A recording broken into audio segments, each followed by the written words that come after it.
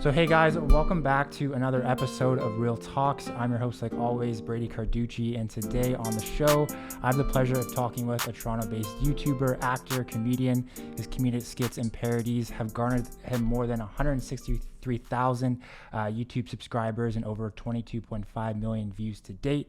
Today, you can find him co-hosting his own podcast, Extra Gravy, on your television screens and commercials from Much Digital Studios, and online as a host for NBA TV's The Hangout and Before They Were Famous. Please welcome to the show my guy, Marlon Palmer, aka.ThatDudeMcfly. How's it going, man? I'm good, man. Thanks for having me. No, thank you. I appreciate you, taking the time out of your schedule to sit down with me. I'm really excited to talk to you. We're going to get into, your story, your background, dive deep into, your career as an actor, comedian, and we can talk about some of the projects and cool stuff you got going on right now. So before I get into that, though, I have to ask about, we're living through a global pandemic right now. How have you been dealing with it? What's life been like for you? And how are you, I guess, trying to keep sane through this whole craziness? It's been great for me, actually. I really enjoyed this time to I'm a homebody anyways. I don't going too much. So it's I was in my element when this all started, and I have video games, luckily, that have been holding me down throughout the pandemic. Those times when you're just working too much or just you don't know what to do. Video games have definitely been that filler for me, which is why I kind of started on Twitch as well. But yeah, no, it's just been led me to just getting more creative, because when you got minimal resources, all you can do is imagine and try to create things out of whatever you have around you. So it's been very, very interesting throughout the pandemic of how to juggle certain things and prioritize certain things. So I think that's probably been the only struggle I guess I could say. But I've been blessed enough to just be in a good mind space throughout this whole time. That's good. Yeah. Because even speaking it to my friends and some people who are creative as well, one thing they mentioned was, especially at the beginning, they're like, man, I'm really having a tough time, whether they be a graphic designer, creating graphics, or whether they're on YouTube, yourself, just creating content. So you're saying you throughout this whole time, you haven't had any creative blocks or anything that has been pretty smooth sailing. Yeah, no, it's probably been the opposite of that, to be honest. I've just gotten probably more creative with certain things, and just really done some research on other things that I was already working on pre-pandemic. Okay. And I'm really just learning it a little bit more, I guess, becoming more of a fan of comedy and even just the things that people are putting out on the internet. I just started out on TikTok probably last week, and TikTok's been going really well throughout this entire time, but then there was the whole, is it going to get banned? Is it? So I was like, do I even hop on this train? What do I do with this? So just waiting that out and seeing what creators have been able to do on that platform, as well as in the podcast space, how the podcast space has just grown regardless. I think even just with this pandemic, you've had a lot more people attracted to things like podcasts to fill their time, to expand their mind, or have them thinking, or just not be in the regular state of mind that they're usually in. It's a lot of escapism. I think that we dabble in a lot of escapism when we do the arts. So it's just seeing how people utilize that has been pretty interesting for me. Yeah, it has. Especially with TikTok too, because it's I'm on TikTok as well, and just to see the different trends that are going on and the cool content that people are coming out with, I'm okay, a lot of people have a lot of time on their hands too, right? So it's they're creating just so much right now, which is and you're seeing them do all that stuff, so you're like, why can't I do something? You know what I mean? It's not impossible to still keep things going. And we've seen things come out of this pandemic, the Versus, for example, the Versus battles and stuff like that. So there are people still creating, even though they're locked down or quarantined or what have you. So I don't see it as an excuse. I was like, okay, this is inspirational. Yeah, if anything, it made you be okay, create more, just get more on top of things. Yeah. Especially when it was the early quarantine days, when it was you really were like a kid again, because you had no real responsibilities. You didn't have to go anywhere to work or clock in anywhere or answer to anyone. You're just home eating and watching TV. And so it's being a kid again. So I was I don't know why people are stressing. We've asked to be a kid again since you touched adulthood. This is the one opportunity you're gonna get to like just fuck off and do nothing. You know what I mean? So it's like I take full advantage of that. Exactly. That's a good way to put it. So for, I'm sure a lot of people, obviously they know you right now, or from your online presence as a comedian, actor, you're all over the place on social media. But how did things, kind of start for you? Like, bring me back a little bit to, your upbringing, yourself as a kid. Where did you grow up, and what made you want to get into this world of entertainment and comedy? Well, I bounced around a lot. I started in Toronto, then I moved to Scarborough for a lot of years, and then from Scarborough I moved to Maple when I started high school.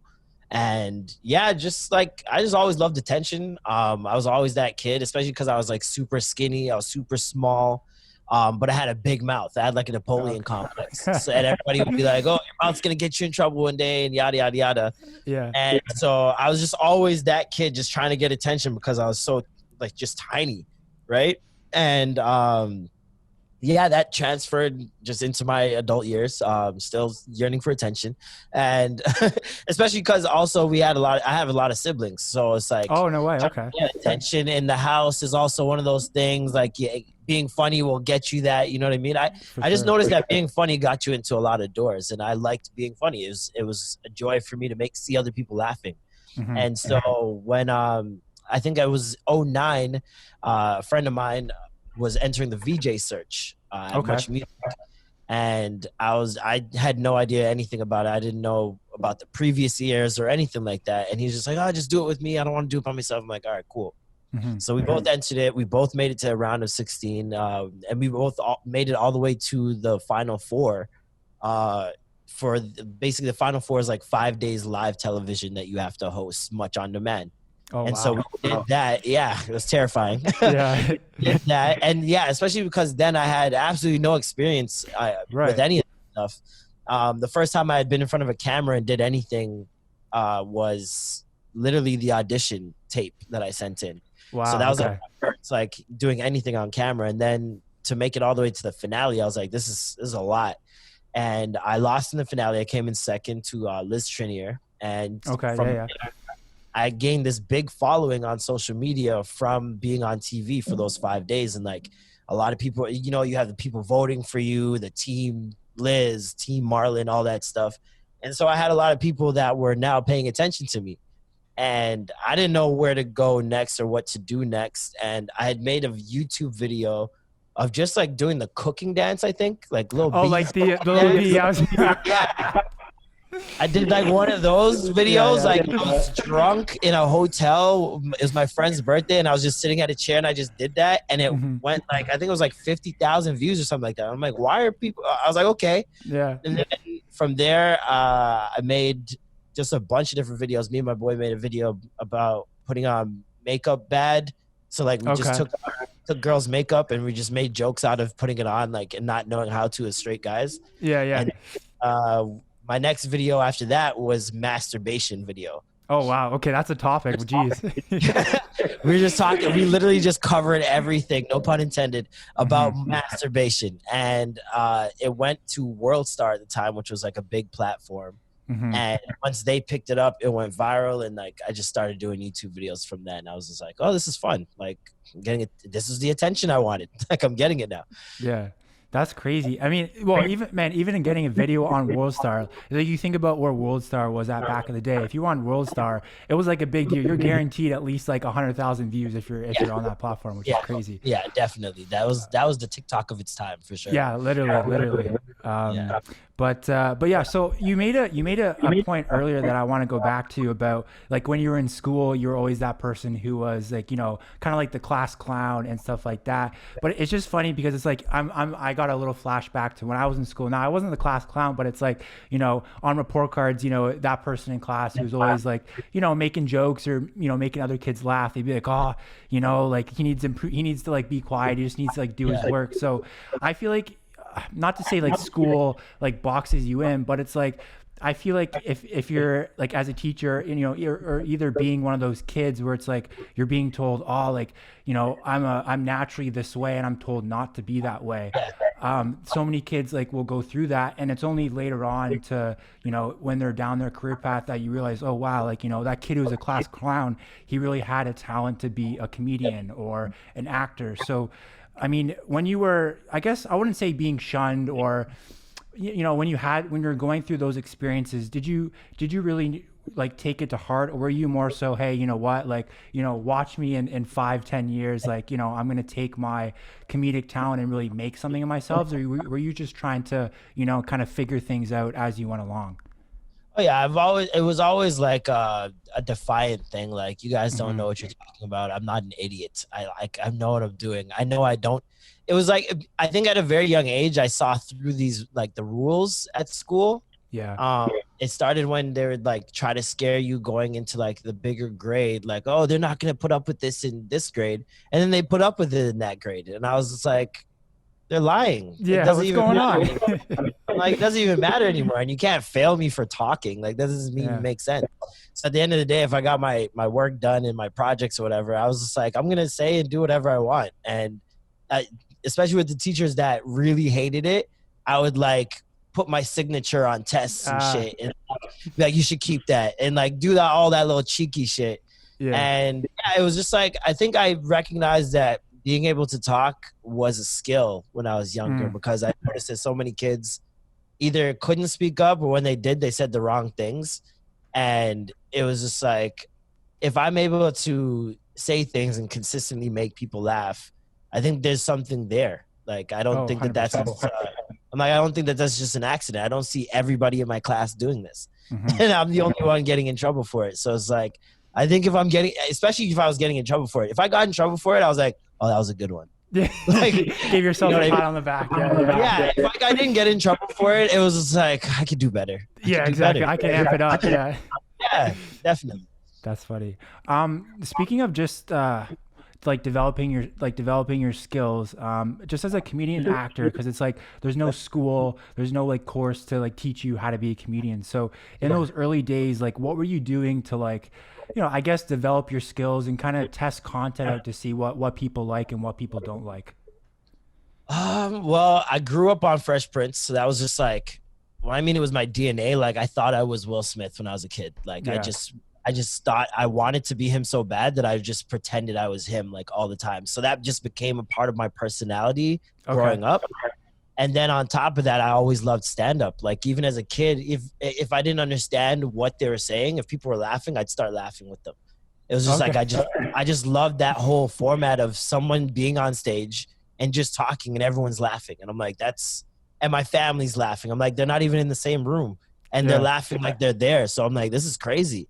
And growing up watching Comic View, you know, watching Richard Pryor, watching Eddie Murphy, like, all these guys, like, just really, like, I always gravitated towards the funny guys. And I realized that, like, it was never like I was not the biggest Arnold Schwarzenegger fan, or like, even with wrestling, I was into wrestling and I'd always liked the funny guy, like that one clown that came in with the dwarf clown every time. I'd lose my mind for it. Mm-hmm. And so I just realized what I gravitated towards. And I think from a very early age, I knew what I wanted and what I liked, and I stayed true to that.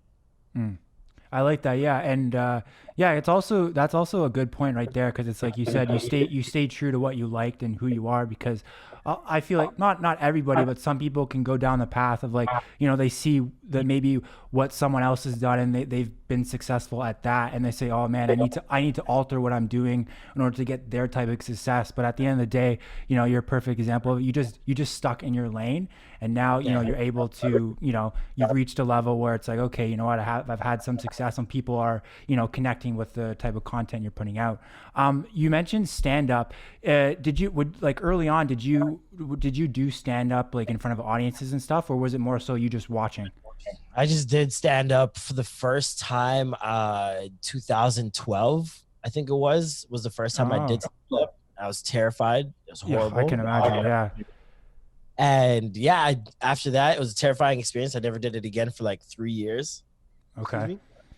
And then, like, I got booked. I think people thought I was a stand-up comedian. Either that or they were trying to play a joke on like a YouTuber. Okay. Because like I'm a YouTuber, but I was getting booked for stand-up stuff. Oh, And okay, so, okay. or like, or if I had a hosting gig, so like I would do hosting gigs at like schools and stuff like that, and university galas and shit.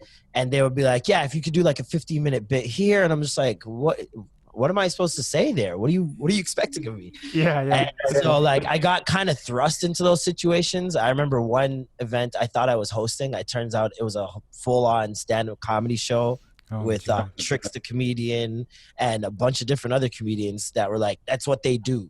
Is Right, stand-up. that's their thing. Yeah, yeah, yeah. And so here I come, the internet kid, and I remember doing moderately well and then forgetting the second half of my jokes just like cutting it off and be like, well, that's my time, thank you. And everyone kind of looked puzzled, like, he's done already. Like, yeah, that was short. Yeah, so it was just like, and I remember the look on like the comedians' faces when I went to the back, and it was kind of like I at the time I didn't realize what it was. I thought they were kind of just laughing at the fact that I just didn't finish in time. Yeah. But over time, I realized that it was just like there's a thing between stand-up comedians and internet comedians where they don't really give you that type of respect, and they don't think that you can do funny things on stage as stand-up because it's not edited and there's no like, you know what I mean? There's no barrier between the audience. So it's like once I realized that is when that lit the fire under me. I'm like, okay, I'm gonna do this shit. Yeah, I'm gonna show them. Like, yeah, it's back to that. I'm gonna show them mentality, and it was just like after that, I just started doing it more and more. I started studying more and more, and just seeing stand up in a different way. And yeah, after that, I started doing pretty well. I started doing more and more shows. I did my first show that I put together myself last year. In October, and that was like an unbelievable show. It was so fun. And this year I had planned on putting out my first special, but pandemic, all that stuff, you know what I mean? Everything kind of shut down. So hoping to get back to that in the future for sure. No, 100%. Maybe like a 2021, 2022 show or something like that. Who knows? So speaking of YouTube, I want to bring it back to that because I feel like, you know, that's where a lot of people and a lot of your audiences and, you know, a lot of the content you put out is on there. So so at least the video that I saw that you know, first time I was exposed to your stuff was the series you put out called Shit Toronto People Say. I know that kind of blew you up and went viral. Obviously, like us being from Toronto, we know, okay, like why that would be funny because it's like, you know, the stuff Toronto people say, it's pretty funny, the slang and all that. But what was, you know, what made you want to create a series like that? And you know, were you surprised when it just like, you know, took off the way it did? Yeah, I think it was a mixture of a couple of things. Like I know around that time, it was like around 2012, 2011. I had like just gotten my own space for the first time, like with roommates and stuff like that. And at the same time, Drake was just on a high in the world. Was that Take Care? Yeah, it was right after Take Care. It was like probably a year or a bit after Take Care. And like Toronto was just on a high at that point in terms of the world starting to like pay attention to us, right? Like it's like they didn't know we were there for a long time and they finally saw us. And so people were getting, especially through Drake's music, people were getting hints of like Toronto lingo and like lifestyle and stuff like that. And they were curious. They wanted to just know more because I know a lot of people in the States especially didn't know Black people were even in Canada. Oh, really? So, yeah, they had no idea. So I think that was one of those things, especially the fact that he's Jimmy from Degrassi and all that other stuff. Yeah. All those things came in. But that matched with the fact that there was already a trend going around for shit people say. So it was like shit Black girls say, shit white girls say to Black girls, shit Colombians say. Like the list goes on. It was almost everyone. Shit janitors say. It was literally everything at one point. And I was like, there's no shit Toronto people say. Like we have, and it was kind of like when I thought of that was the first time I thought we have our own world. Like I never I never really thought of it ever before because we didn't really think of ourselves as significant enough to even say something like that. And so when I thought of why don't we have a shit Toronto people say, and I kind of like went through the motions in my mind, I'm like, man, we don't have like, nobody thinks that this is like a world. Like we have our own thing. I'm like, we have to do this video. We have to do this video. And my boy came over. We put together, like, everything we did was literally like, okay, let's do this, and then we'll do that, and then do this. All right, cool. Film it. Did it. All right, next. What are we going to do? Let's go over here and do this and do that. And it was just literally just that for about 3 or 4 hours. And yeah, once I put the video out, it did pretty well. And then like a couple days later, I think Drake tweeted the video and commented on it. And it was like, oh, this is so funny, doggy, or something like that. And I was in the club at the time. I was at Wet Bar hosting a party. And my phone just started going insane. Like, it was just crazy. And people in the party started coming up to me like, yo. And like, I'm like, what the fuck is going on? I was like, yeah. And everyone's showing me what's going on. And I got super drunk that night. And it was a great night. And yeah, so I just kind of, from then I made shit Toronto people say part 2. I made shit Jamaican people say it, and so on and so forth. That's crazy. Yeah. And the fact that you said it was very, like, it sounds to me that it was very like off the cuff. Like, I thought, like, from the outsider, it seems like it was like super strategic, but like the stuff you did, I'm assuming it's just like stuff that just came to your mind or what you've heard yourselves would use, which is crazy. We were literally like, what words did we forget? Oh, right. And we figure out a word, and then we'd be like, all right, how are we going to do this? How are we going to fit this word in? Okay, let's go to the barbershop. And then we'd sit at a barbershop and just talk shit for a bit. And we try to just throw in as much slang as humanly possible into every scene. Yeah. And then when I chopped it up, I'm like, we gotta kind of isolate. Like, it's just too much at once. Each scene has to like focus on one thing or one aspect. And so when I started chopping it up, that's when like it became what it is. Okay. I like that. That's awesome.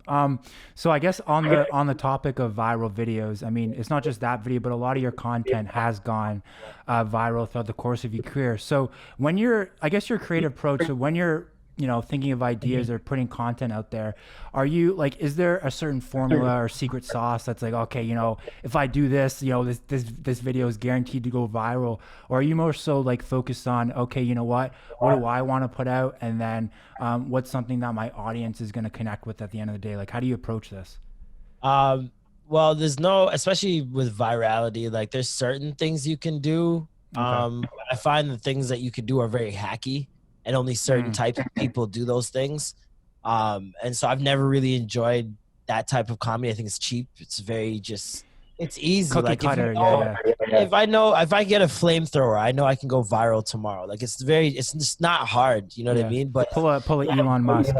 Yeah, there's so many different little things you can do that, no matter what, this is gonna get views, you know what I mean? Yeah. But what type of attention you want, I think is super important. And I don't want fickle or quick, easy attention. I want to like really earn my following, you know what I mean? So I feel like the only way to do that is to do things that I really love, first of all, and at the same time things that challenge me as well. And like I find the videos where we're constantly laughing while filming it, those are the ones that I always do well. Like if we're just going through the motions of, all right, next scene, let's get over here and do this. In my head, halfway through, I'm like, I'm gonna have to do a lot of editing on this one. You know what I mean? Because editing can save a lot too. Sometimes you can't necessarily see the finished product the way it's intended to finish, I guess. So a lot of times, if we're laughing throughout the filming, I'm like, yeah, this is good. If I'm laughing, writing the idea, I'm like, oh, I got to do this tomorrow. Yeah, 100%. You know what I mean? So, yeah, exactly. So I can tell the difference of when I'm sliding myself, I guess I could say. Okay. I like that. Yeah. If I know I'm sliding myself, then I feel like I'm sliding the audience. So it's like you almost approach it where it's like, okay, if me and my boys or myself think it's funny, then I know that, okay, the audience that watches me is going to dig it too. Okay. Especially because I'm like such a tough critic when it comes to comedy. Like I'm like the bar's in hell in comparison to where I like hold comedy. Like the things that people laugh at online, I'm constantly like perplexed. Constantly perplexed. So it's especially the people with like humongous followings. Majority of the people with humongous, like it's astronomical, the following. Right. Yeah. They're almost never the funniest people. Like if they were, they would be out of here, but they're stuck to these platforms because they're not funny outside of that. And I noticed that a lot, especially with the bigger social media platforms, like the guys in the millions, and you still don't see them in movies or creating their own movies. I'm just like, or a stand-up special on Netflix. None of these things. I'm like, it proves what I'm thinking of you already. Like this is perfect for me. You were saying about just a lot of the big comedians you see online, and that stuff, you're looking at their content, you're like, man, you know what, like the stuff I'm putting out is I'm actually laughing at and people are connecting with. So your point earlier, you were saying that like you never see these type of comedians transition to their own Netflix show or have their own series, which is crazy because it's like, as someone who's not in the industry, I didn't even take that in. That's not something I wasn't even looking for. So that's some good perspective that I'm actually gonna look at now too. So it's crazy. There's a select few that like they branch out. You know what I mean? Like you have Lamont, who was doing a lot of social media stuff. You have Lizzie. Is it Lizzie? Liza. Sorry, Liza. Liza. Yeah. You have Liza, who is hilarious. And once she got that big following, she's out of here. She was interviewing the president. She had her own TV show on Netflix. Like there's certain people who like get those followings and they're not done in a cheap way. And you could always tell which ones they are, because the ones that get the big following and you see the same type of people in their videos that are in other big followers videos, like you'll have this one guy playing a ukulele for some reason. Oh yeah. You know what I mean? Like those, I can tell what your goal is once you do certain things. If you got a video and for some reason there's 3 dwarves on the cover, on the thumbnail of the video, I know what you're going for. I know what your intention is. You know what I mean? And I know also that you need these things to offset whatever you're lacking or need to compensate with. And so like that's how I view all these things, especially with comedy. A lot of things, in my opinion, are hack, which in like comedy world just means cheap, easy jokes, like things is going to work, but it really doesn't satisfy you or gratify you deep down because you didn't really earn it, if that makes sense. So I can't live in that world. Like some people definitely, they see the dollar signs and that's what works. You know what I mean? But I just can't do it. No, honestly, I respect that, because it's like, it's like you were saying, to do those hacks just to get that success, that's kind of the easy way out, right? Rather than taking the mentality that you've taken, where it's like, okay, it might take me an extra 2-3 years to get to that level, but it's like, I'd rather put down that foundational work, so I'm not like boxed in, I guess you could say, and kind of segregated here, which is good. So speaking of that, I want to transition now to talk about the business side of the entertainment industry, because I feel like you're in a unique position where you're obviously a creator on these platforms, but then you're an entrepreneur, and I feel like you're you get that side of the industry from behind the scenes. So today I feel like with social media really popping off, it's like you see young adults, you see young teens, like every time I'm online, it's like this teen's blowing up on TikTok, or this person's blowing up on YouTube. So we're really in a landscape now where people have moved away from the conventional, oh, I just want to go and get that 9 to 5 job to support my family, and now so many people are be like, no, like I want to make it on YouTube, I want to make it as a content creator. So do you see, as someone who's in the industry right now, do you see this phenomenon only getting bigger as time progresses? And for those young teens out there who are, who have some internet like fame or some internet notoriety, how do they prepare themselves for all the success, all the things that come with that success, and maybe what are some things that they can do so that they don't get caught up in that influencer lifestyle and kind of go down that wrong path? Yeah, well, it's definitely growing. I think for the right reasons. I think a lot of people are taking back ownership of their time and their life. Yeah, that's big. And I think that also with seeing so many people explore their arts, even people who are working, they see that and they're like, I gotta try the thing I like doing. You know what I mean? And you're seeing some people try, some people give up pretty easily. Some people you see try many things, give up many things easily. And then there are some people who just stick through it because they love it and it's just what they love to do. So I find the people who do it because they love it and not because they want fame are the ones that do the best in terms of personal and like mental health. Because there's something about like going back to those really large platform people, like a lot of them crash and burn like right in front of our eyes. We see it all the time. Like I don't know a single social media couple that has worked. Even the biggest ones in YouTube history, I don't know one that's worked, and it's because they're chasing fame. They're not even chasing their relationship anymore. And so like when you're doing something that you love, regardless of however many people you get, I think at the same time, before you start anything, you got to define what success is to you. Success for some people is 1 million followers. Some success for some people is selling a couple of their recipes or selling an ebook or whatever. But if you don't go in and define what success is for you from the jump, or at least while you're doing it, I think you're always just going to be clueless. Like you're just going to be running in every direction, trying to do everything and trying to serve all people. And you can't serve all people. Everybody's not going to like you. Everyone's not going to like what you do. Everyone doesn't have to either. And I think a lot of people go into it looking at what other people get and only seeing the good parts.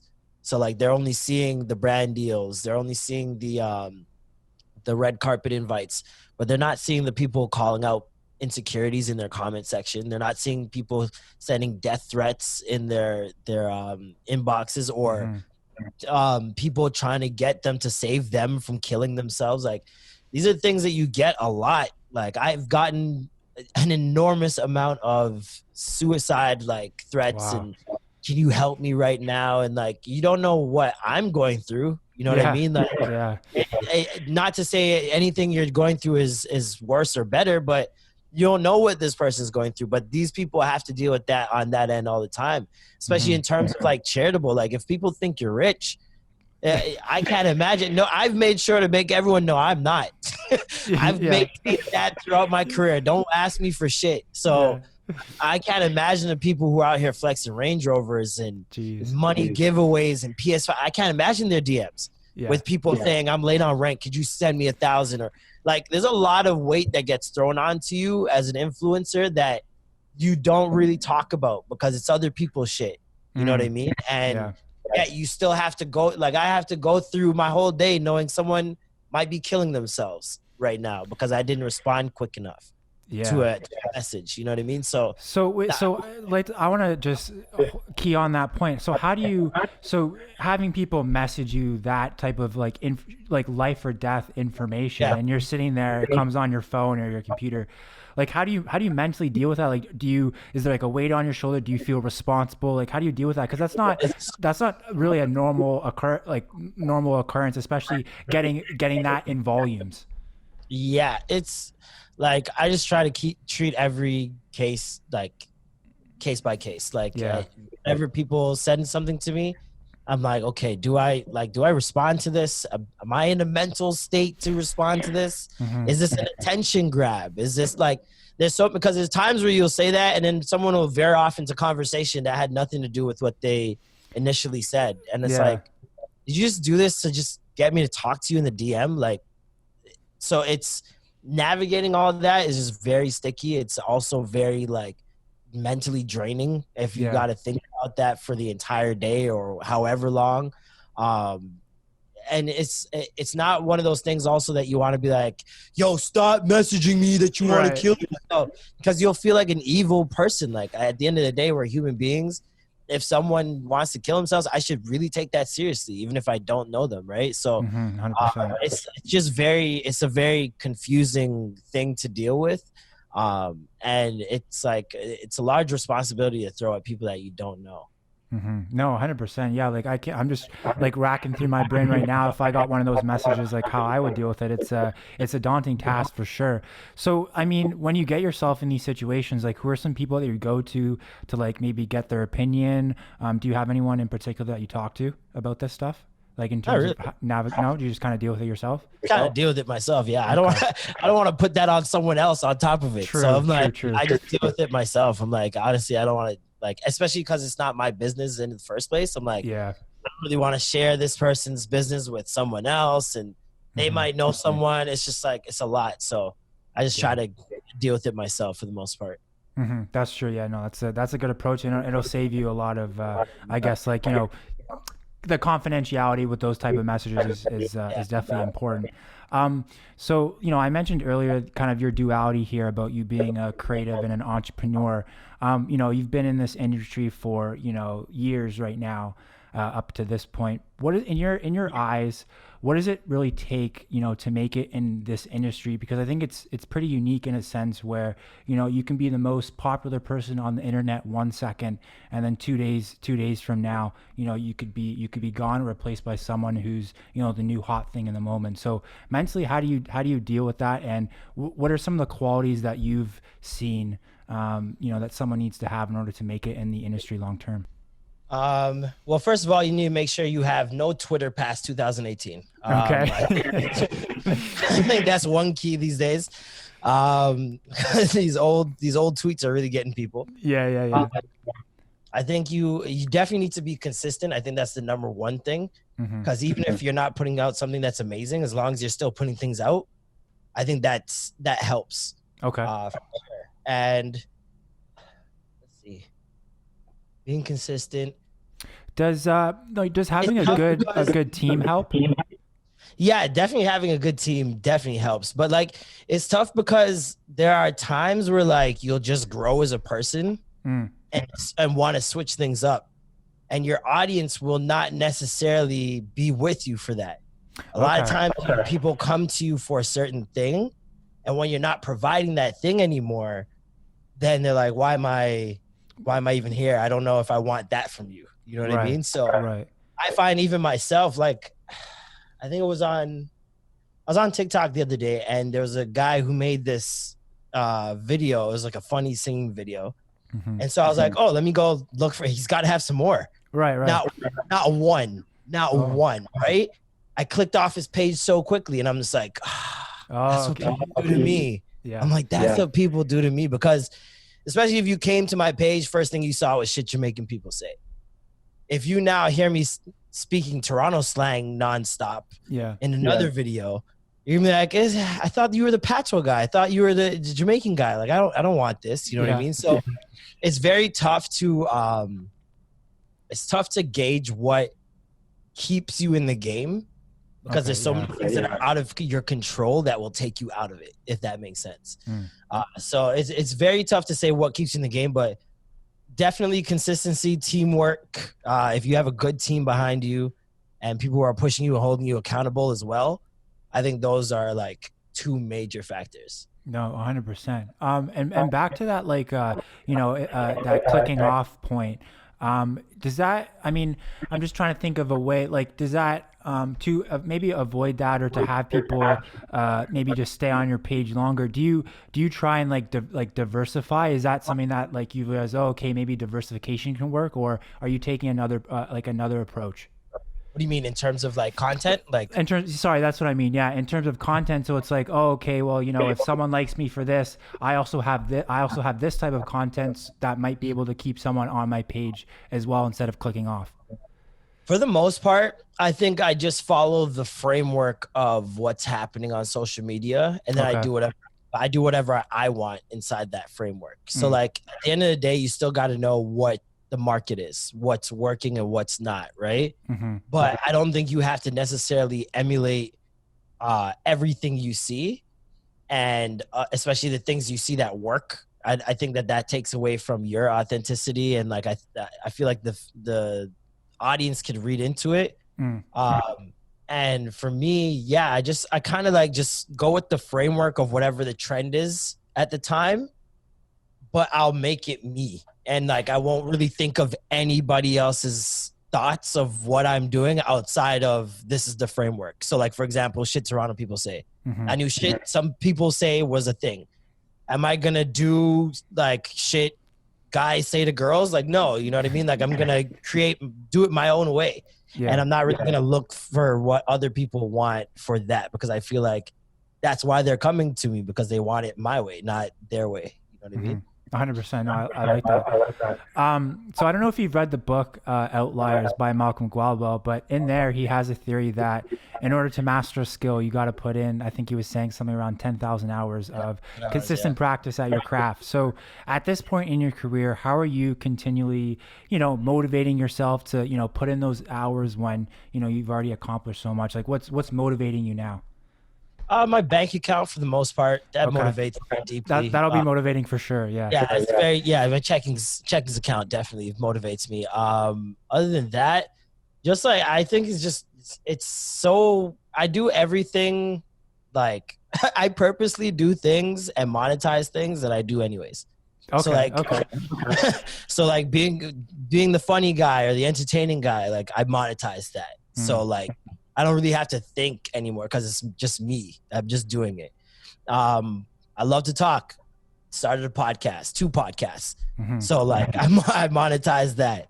Love playing video games. Started Twitch. So it's like I don't really have to think too deeply about what I want to do next because I'm like kind of just doing it. You know what I mean? Like it's become my life now. And even in the things that like you have to do, like I still enjoy them. Like, you have to put out promo for a project or you have to do a brand sponsored tweet or anything like that. Like I still just enjoy these things. And at the end of the day, it's not fucking picking up moving furniture. It's not fucking irrigating lawns. Like life could be a lot worse. So for me to complain or anything like that would be like crazy. I just go with the flow in a sense. No, 100%. Or like not even that, but it's like so many people right now have lost businesses and aren't working at all. So it's like, you could, or we could even be in that situation. So yeah, having that perspective and I guess just being grateful for the little things are so important. So just kind of the ending question here on this topic, we started this conversation or this section talking about like teens and young adults on the platform. If you could offer one piece of advice for that kid right now who maybe wants to be in your position or wants to have the audience or the things that you have, or is even just and is starting their journey, what type of advice would you give them to make sure that they they just keep a level head and they're doing it for the right reasons? I would say just make sure that everything you do you enjoy. It's not like you're not trying to grab clout, you're not trying to make yourself seem cool, or even just doing things. Sometimes people do things because they see other people do them and they think they could do it better. Like I don't think that should be a motivating factor either. I think you should just do things because you really enjoy doing it. It sounds cliche as fuck, but it's cliche because it works. So many people say it because it works. You know what I mean? And so like, just doing what you love, I think is probably the most important thing. I can't tell people not to compare themselves to others because at the end of the day, we're human. I know it's tough. You're going to do it. Even if you don't want to, your mind does it for you. Yeah. And so like, it's just the age we live in now where everybody shows off everything they have and tries to make other people jealous. It's a jealous social network. So I think it's very difficult to tell people to not compare themselves, but even if you're going to compare yourself for the right reasons. Like I don't think you should be comparing yourself for, I don't have those clothes. Like it should be more so, okay, what did they do to get those clothes? How can I do that better? How can I get to that point my way and do it in a big way, or work with that person? You know what I mean? So like, I think a lot of people's mindset have to change from this like me against the world type thing. I think that's probably like one of the biggest things holding people back, because collaboration is key. I'm not self-made in the least. Like a lot of people have helped me get to this point. So like embracing all the help that you can get, I think is another thing that's really key. Okay. No, those are all good tips. Yeah. And even like the social media part, because I mean, especially for the the younger people on these platforms, right? That's all they've grew up with. They don't know a time where it's like, oh, there's no Instagram, oh, there's no FaceTime. You know what I mean? So I think that's definitely, those are important points on that topic. Now, you mentioned that you have your your podcast that you co-host with Norman and Alicia, Extra Gravy. So I want to talk a little bit about that for a sec. What made you want to kind of join forces with them and start that podcast? And for people who come across your podcast and listen to the conversations you and the team put out, what do you want them to take away from, the content and the stuff that you guys are talking about? Well, I started doing the podcast because I fell in love with listening to podcasts. And I noticed that in Toronto, the podcast community was very small, if not like almost non-existent. Yeah. Especially in the Black community, that I didn't know a single podcast outside of one that was actually no longer recording anymore. So, okay. Just learning about the podcast space, and like, it reminded me so much of YouTube, where it's like you don't have to wait for anybody. A lot of the things I do is because I don't like waiting for approval to do them. Mm-hmm. And so the podcast, I'm like, oh, I can get a recorder and a microphone and just anywhere. Like Just I can do this with my phone anywhere. Mm-hmm. Like, okay, like Let's why go. not? And Yeah. I'm always the type of person, like at house parties, end of the night, it turns into like gender wars because you just arguing about something with relationships or arguing about dating or whatever the case may be. Yeah. And so I'm like, oh, we can have these conversations and record them. Let's go. Like, you know what I mean? Game changer. Yeah. Game changer. And then on top of that, I'm like, I have some pretty cool friends that do cool things as well. So like, being able to talk to them about the cool shit they do, I think a lot of people could learn from, or like just enjoy hearing the journey at least. And yeah, when Alicia and Norm came on board, Alicia came on this year after leaving Flow. Okay. And it's just been great. Like, it's just a great dynamic. We needed a woman on the show because you know how guys can get when they're it's just the guys left to their own devices. Yeah, exactly. So we needed that balance in there. She's just a great fit. She brings a lot to the show. The listeners are loving it. And yeah, we're just, honestly, when people listen to the show, we just want you to take away that there are so many different sides to the coin. Like, I think we do a good job of diving into topics and not just looking at it from a jaded point of view or optimistic point of view. We look at it from every point of view possible and break it down to its minimal parts. So I think that's the most we want people to take away, is that, like, especially with seeing narratives constantly pushed on social media like Twitter and Instagram, like Social Dilemma talked about it. A lot of times you're only getting one side of the argument. I like to say that our show shows you all sides of the argument so you can make your own educated opinion on it. And here's our opinion as well. Yeah. It's actually really funny that you mentioned Social Dilemma, because I literally just watched that 2 days ago, and the fact, like, the part you were saying about like the two sides of how like information really matters. It's like the fact that, for anyone who hasn't watched it, I highly recommend you watch it. But this one part that blew my mind was the fact, I think it was a country in Africa, is it Myanmar? There was literally like a civil war started because of the information and the sides that people would pick. So it's like information is so important, and making sure that you're putting out truth and you're putting out facts at the end of the day. Exactly. So just on the podcasting side, what are some things that maybe you've learned, or how does it differ from putting out your normal YouTube content that maybe you had to adjust to at first? Well, it's the thing I've done the most consistent in my entire life. Okay. And so I understood going into this from other platforms where I kind of faltered was I need to be consistent. That's one thing. Especially because of the fact that the podcast world is really, like, it's so new, especially in Toronto, in Canada, especially in the Black space. I was like, I got to be consistent, and I got to like show people what this is and what it's capable of. And like, I think a lot of times I tend to jump on things that like I don't want to say no one's really doing, but not a lot of people are doing, because I like the challenge in it. I love building things. I love building things from the ground up. And I also feel like people complain a lot about gatekeeper this and these people aren't giving us the infrastructure and all this other stuff. So I find great pride in doing things myself and just being able to get it done when people think it's not a thing that can be done. You're like no excuses type of guy. Yeah, I don't think there are much excuses for a lot of things. Like, I was the type to make excuses very early on and realize how fake I was being to myself. And I'm like, why am I like trying to impress myself? Like, that's weird.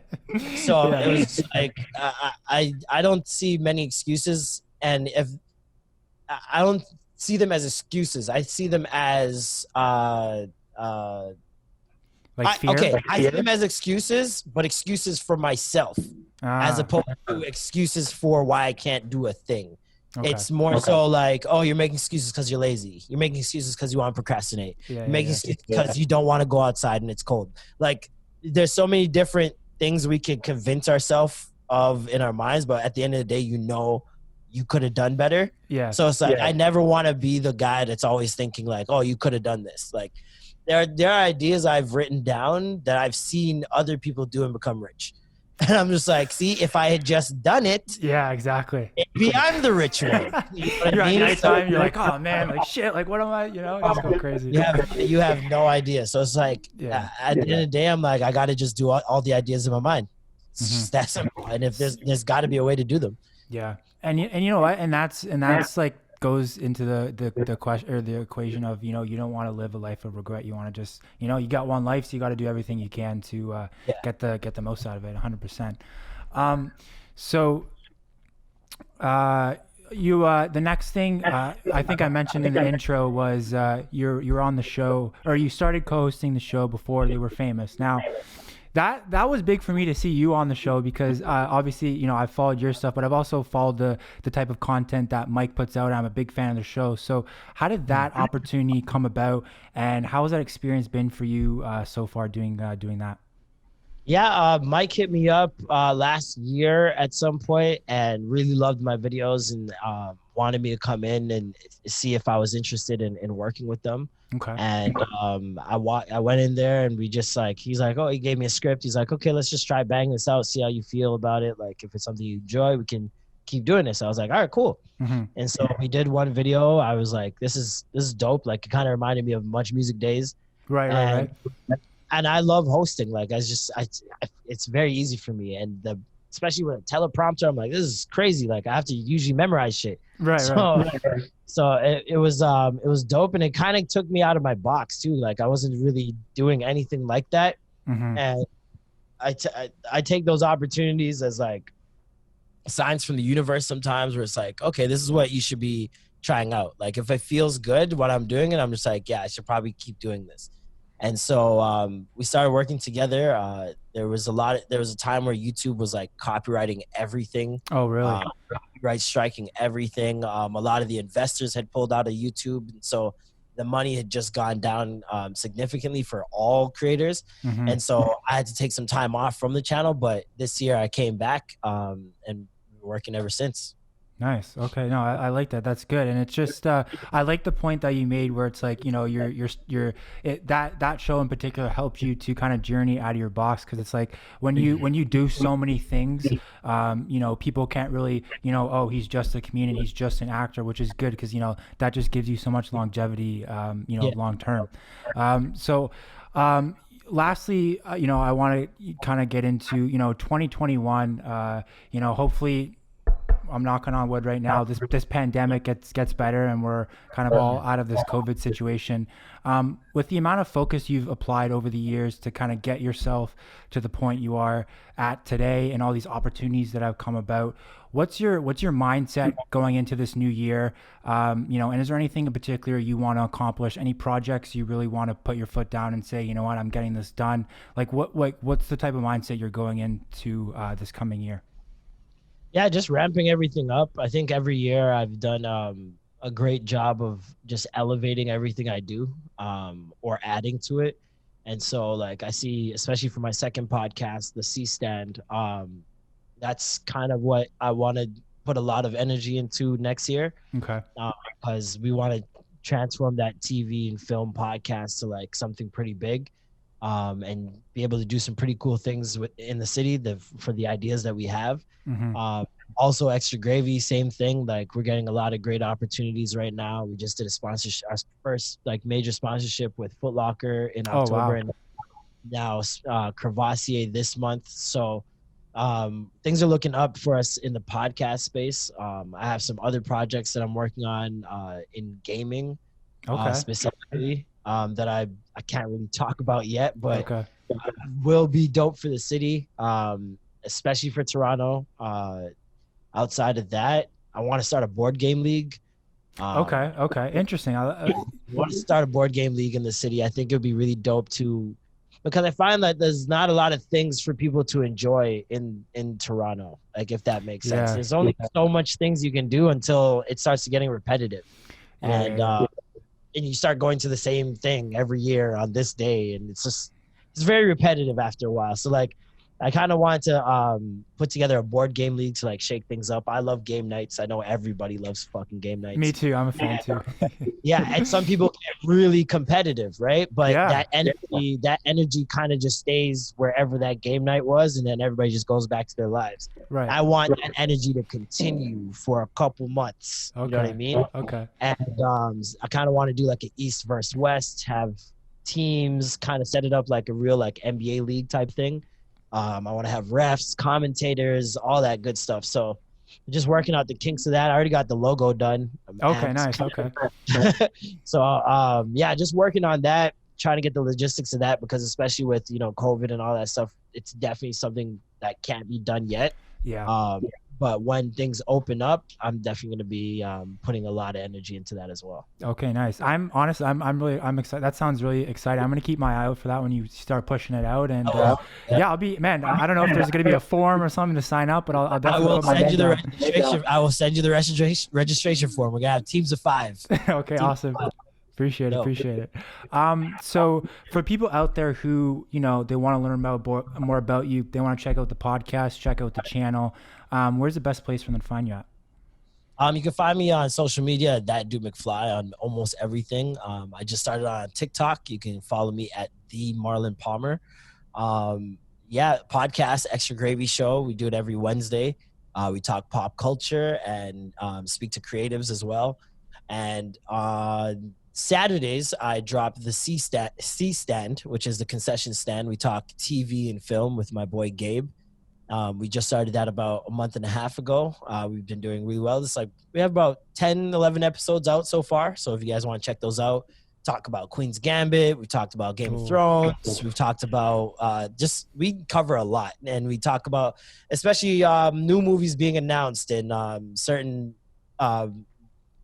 movies or TV shows that are coming out and stuff like that, and give you a little bit of preview. So we dive into a lot of the TV film industry with that. Like I said, the TikToks, YouTube, I'm going to start doing some YouTube videos again probably soon. But yeah, outside of that, not really anything going on. Oh yeah, before they're famous, you can check me out. I do house tours for the rich and famous on there, as well as once in a while I do some before they're famous bios as well. And on Thursday nights on Clubhouse, if you have Clubhouse, we do Midnight Society, where we review like new music that drops. Okay, nice. You're everywhere, man. I'm telling you, it's TikTok, Clubhouse. Jeez. I'm trying to be annoying. I'm trying to be annoying come 2021. You know what? I like it though. And guys, you know what? All those links Marlon just mentioned right there, I'll make sure to leave in the description box below. So you guys, easy picking for you guys. Just go down in the description and you'll be able to find that all there. Okay. So lastly, I want to just have a quick rapid fire question game here. I'm just gonna rifle off some rapid fire questions and you can give a rapid fire response back. That'd be great. Cool. Ready to go? Yep. Okay. So the first one, Drake or Cardinal Official? Drake. Okay. You answered that pretty quickly. I thought there'd be a little dilemma there, but I thought this was rapid. I thought it was rapid. True. I didn't know. So there are only 2 shows on. So there's only 2 shows on TV. Which one are you watching? The Boondocks or Fresh Prince of Bel-Air? Fresh Prince of Bel-Air. Okay. Who has the better chicken sandwich, Chick-fil-A or Popeyes? It's a tie. They both lose. Okay. Lastly, if you were an artist, which Toronto label would you sign with, OVO or EXO? I'd side with OVO. Okay, good choice. I like that. Alrighty, guys, that concludes the interview. Marlon, I really appreciate you sitting down with me, man. I had a great time talking with you. Guys, like I said before, I'll make sure to leave all the links Marlon mentioned in the description box below, as well as our own links. So if you guys want to keep up to date on the content we're dropping, you'll be able to do that. Marlon, thank you again. Guys, thank you for watching at home, and we'll catch you on the next episode of Real Talks.